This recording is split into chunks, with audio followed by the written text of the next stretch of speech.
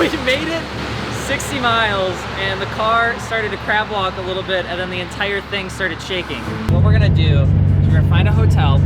We're gonna get the car back to driver where they have all the tools needed to actually fix it the right way, because we can't do anything out here in the middle of the night with a 10 mil. Then we'll probably have to essentially meet up with the car later once it's fixed. Say that again? They're booked. They're booked. They're booked on a Wednesday night. There's a lot of people visiting.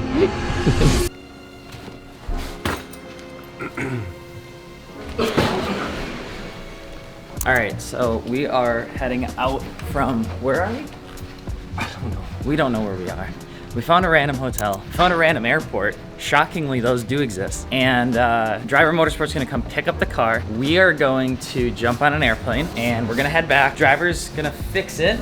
We don't really know what it is. We'll send our professional debrief to them on what we think it is, and then they'll probably get it fixed. So before you go into watching this entire video, we hope you've enjoyed the first 2 episodes of what's been going on now. And then of course, don't forget to subscribe. Let me know what you wanna see from the internet car next. And yeah, your comments are always appreciated, and so are the shares, because otherwise we get like 13 views. And to be really honest with you, I don't know what I'm worth, but for the amount of shit we went through yesterday, I feel like I'm worth more than 13 views. Do you feel like you're worth more than 13 views? I'm worth more than 13 views. I would agree. Okay, so we parked it. It's as good as it's gonna get. It started making a little trans tunnel noise too on the way there, which was great. But we are going to let the driver take care of that, and we're gonna fly out of this tiny, tiny airport. Where the hell are we?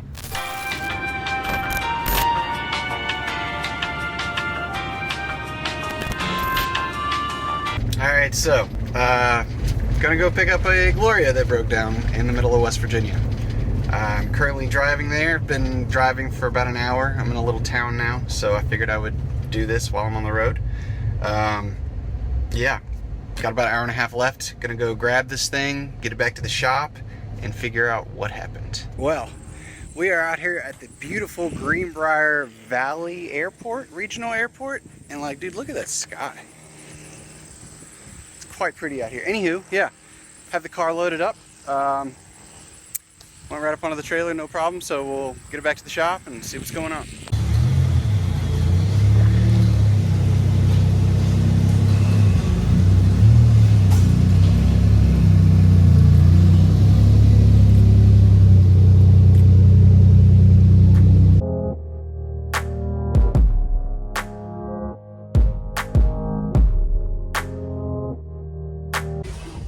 So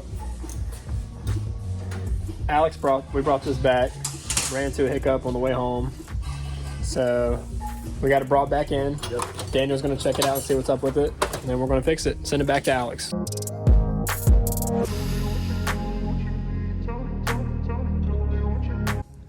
What the problem is? That's the problem. Oh. We've had this problem before.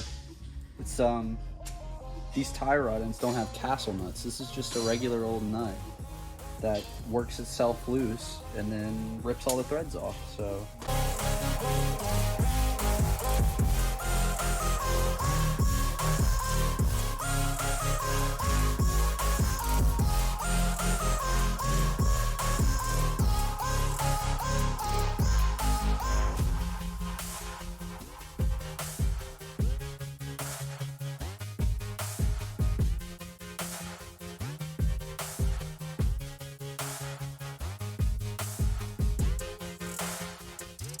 He's got everything replaced and back together.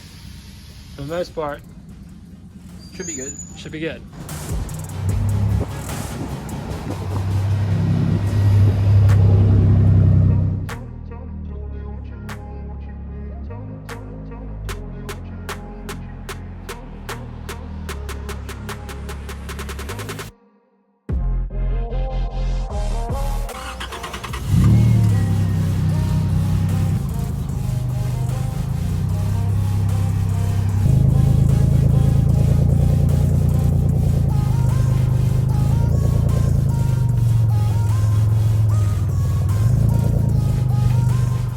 All right, Alex, back to you, buddy.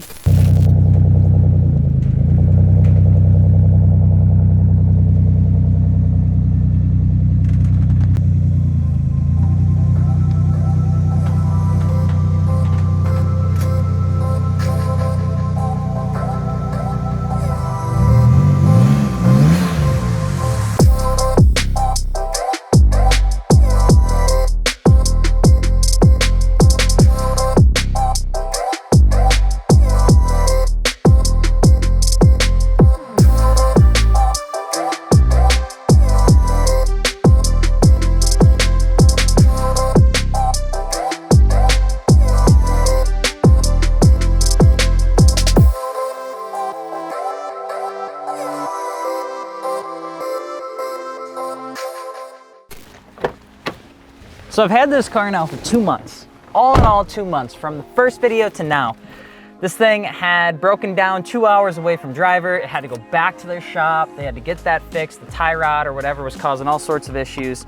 And now it's here. We took it down to Gatlinburg where we thought we were gonna trailer it. We couldn't trailer it, so we had to drive it all the way down and all the way back. And it was damn near perfect. So I wanted to do a little bit of a first impressions, but after owning the car for a little bit, because I think it's been 2,500 miles now, and we got the new wheels on. We got Volk GTCs, 19.9.5, 19.10.5 plus 25, my favorite wheels from Need for Speed Underground 2, and we've just been enjoying it. So I just wanted to give you my hot take on that's the dip.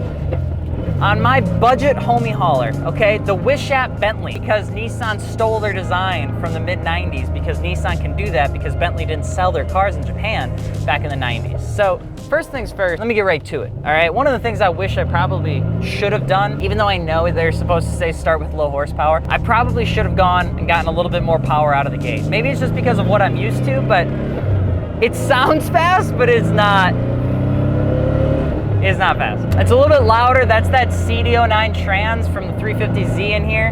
That's obviously creating a little bit of ruckus. With the clutch, the flywheel, the custom drivetrain, the custom cross member, all that sort of stuff, it just adds a little bit of noise because we have a 6-speed in a car that was supposed to just be an automatic. So what I can say though is the Kaz two-way diff in the back is the best thing that ever happened to this car. It like transforms how I get to experience this platform, because sure, it's not as comfy as an LS400, and yeah, it's not a Cedric, blah, blah, blah, blah, blah, but this thing is fun. I mean, it is super fun because I have a 6-speed, right, out of a 350Z. I have S13 front subcomponents for suspension. I have S14 rear subcomponents for suspension. I have Fortune Auto 510 series coilovers in this that are dialed in like dang near perfect. I got an intake. I have a vibrant exhaust that sounds absolutely wicked. I have everything that I need from like a Q45 from an engine bay perspective for reliability. So even though it's a little bit of a Frankenstein, it's all almost exactly how it should be. It doesn't feel out of place. Really the only thing that's maybe a little bit wild is how sometimes loud the inside is. And the fact that Glorias have this thing where at 18.5 degrees Celsius, it's blistering goddamn hot, but at 18 degrees Celsius, it's like f***ing Antarctica with this AC system. So I just have to feather in between the two.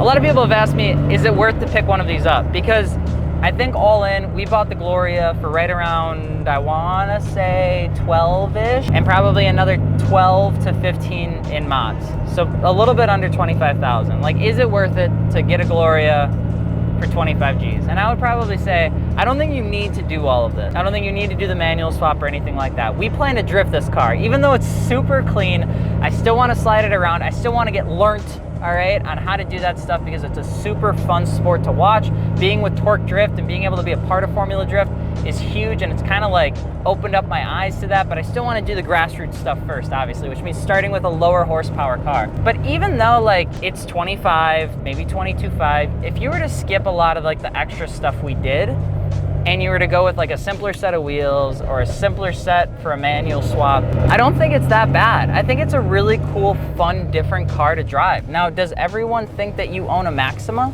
Yes, because nobody knows what the hell they're looking at. They just see this kid on the wrong side of the car driving something that they can't even tell is a Nissan because it doesn't have the Nissan badge. Well, it does. Okay, don't kill me, internet. But most people don't know what the hell they're looking at. Cops don't even know what they're looking at. I get more looks in this car than I do the 430. But it's so much fun. Like, listen to that. And you can beat on it because it's got everything that you need to replace it at an O'Reilly's or at a junkyard. Like, that's the best thing about this. And yeah, it's not a bajillion-dollar car, but I think it's fun because it's something that's different that could still be attainable. Like, you could go pick up one of these at Driver Motorsport if you wanted to. You could go do this swap with parts that anybody can probably get anywhere. This isn't exclusive, it's just unknown. And I think that that's what makes me enjoy this car so much, is because I'm not really for the exclusive, I'm more for like the unknown, the different, things that you can do that really that are just funky and they're weird. Are we probably setting ourselves up for some difficulty by drifting it? Absolutely, but that's why we put the S13 and S14 subcomponents in it as much as we could at least. So then that way we can go from like car to car when we break down and hopefully somebody has a part to help us fix it. Best thing about this car is I don't own a single daily driver. There's not a single car that I have that I can say can get me through 365 days up here in Wisconsin. But even so, this thing makes a fantastic, almost daily driver. Because you wanna know what? When my family wants to come visit, you wanna know what I pick them up in? I pick them up in the Gloria. You wanna know what when I go to Home Goods and I need to bring back a bench because I saw it on sale 2 weeks ago and I just really enjoy buying things at TJ Maxx or Home Goods every once in a while? Don't judge me. At least it's not Target. I bring the Gloria. When I need to go get cat food and I gotta go wrestle up 200 pounds of cat food, you wanna know what I grab? I grab the Gloria. The Gloria is everything you need it to be. And the manual makes it everything I want it to be.